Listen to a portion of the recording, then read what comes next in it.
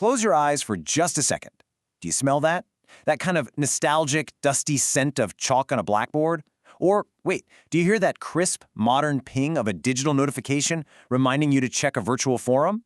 Well, today we're exploring exactly how we got from that chalk dust to that digital ping. We're going to unpack the incredible evolution of teaching support systems and, honestly, how knowledge delivery has just completely transformed over the years. Okay, here's our roadmap for this explainer. We'll start with the teaching evolution, then look back at traditional methods, the old chalk and talk. From there, we transition into modern approaches, leap right into the ICT digital revolution, and finally, bring the whole shebang together by blending for the future. Let's dive in. Section 1. The Teaching Evolution, the Backbone of Instruction. So what exactly do we mean here?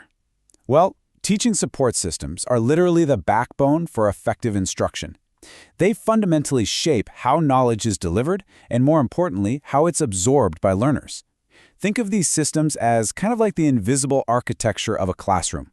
Whether it's a wooden desk facing a chalkboard or a cloud-based software program, this architecture is the thing that ensures the brilliant ideas in a teacher's head actually make it into the minds of the students. It's the absolute vital infrastructure of learning.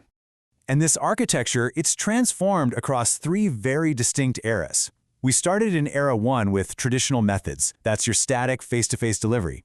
Then Era 2 brought modern approaches for interactive learning. And finally, we arrive at Era 3, ICT-enabled ecosystems, which represents the dynamic, connected learning environments we see everywhere today. Keep this chronological progression in mind, because it's the core narrative of what we're looking at today. Section 2. Traditional. Chalk and talk. The foundation of clarity.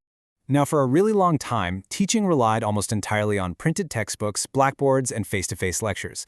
The core ethos of this foundational era, it was totally centered around direct teacher control and strict discipline.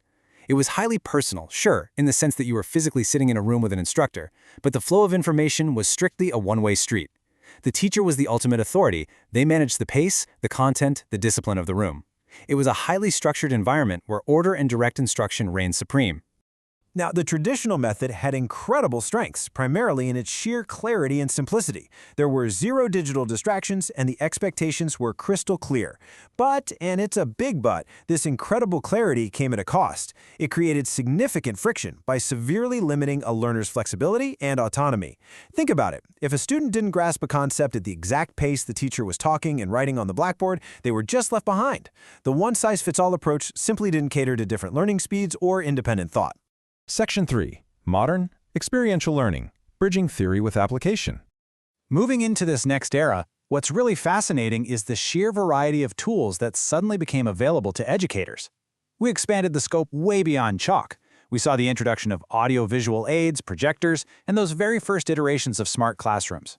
But it wasn't just the hardware, the actual methods changed too. We started integrating experiential learning tools. I'm talking case studies, role plays, collaborative projects. This was a massive paradigm shift.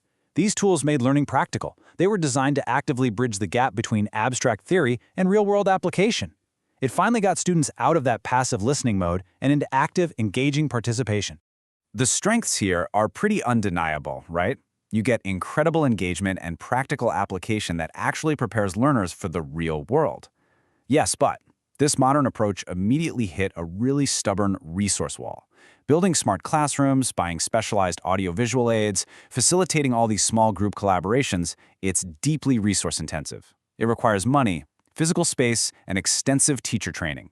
So while it was a massive step up in quality, it just wasn't easily scalable to every school or every student out there.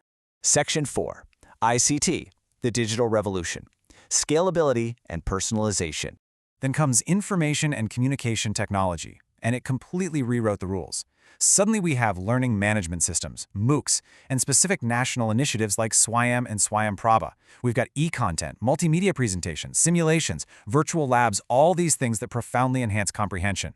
And perhaps most importantly, we have online assessments and data analytics. These digital platforms absolutely democratize education. They break down geographical barriers. Anyone, anywhere, can access high-quality lectures, quizzes, and peer forums. It fosters genuine flexibility and lifelong learning. It's a total game changer. So the strengths are revolutionary: immense scalability and the ability to use analytics to provide personalized, tailored feedback to every single student. But again, there's a catch. This era introduces the stark reality of the digital divide. ICT systems require robust infrastructure. You need reliable electricity, fast internet, personal devices. If a student lacks access to that infrastructure, the entire system completely fails them. So, while it solves the resource-intensive problem of the modern classroom by scaling digitally, it effectively replaces it with a completely new barrier to entry. Section 5. Blending for the future. A holistic ecosystem. When we place all these systems side by side, a really clear picture emerges. The traditional system offers fantastic discipline and clarity, but it totally lacks flexibility. The modern system brings that great experiential engagement, but it demands high resources. And the ICT-based system offers unmatched digital scalability and personalization, but it struggles hard against the digital divide. The takeaway here? No single system is perfect. Each has a profound strength, and each has a significant limitation. Because of that, the future of effective instruction isn't about the new erasing the old. It's not about throwing away the chalkboard just because we finally got an iPad, right? It's about seamlessly blending these elements into a step-by-step framework. We absolutely need Step 1, that foundational traditional clarity to keep things focused. We need Step 2, modern engagement to make sure the theories are actually practical and memorable for the students. And we need Step 3, ICT-driven accessibility to ensure education can scale globally while offering personalized feedback. It has to be a synthesis of all three. And this brings us to a crucial final thought from our source material. I'm going to read this directly because it hits the nail on the head. The effectiveness of higher education today depends on blending traditional clarity, modern engagement, and ICT-driven accessibility into a holistic framework that empowers both teachers and learners. That's the whole goal right there. It's about transforming static delivery into a dynamic, interactive, and technology-enabled ecosystem where teachers are empowered to teach better and learners are empowered to learn deeper. So, I want to leave you with this. Take a hard look at your own educational experiences, whether you're a student, a professional taking courses, or even an instructor yourself. Does your current learning environment strike the perfect blend of these three eras? Or is it stubbornly stuck in just one? Understanding this invisible architecture is really the first step in demanding a better way to learn. Thank you so much for joining me on this explainer, and keep questioning how you learn.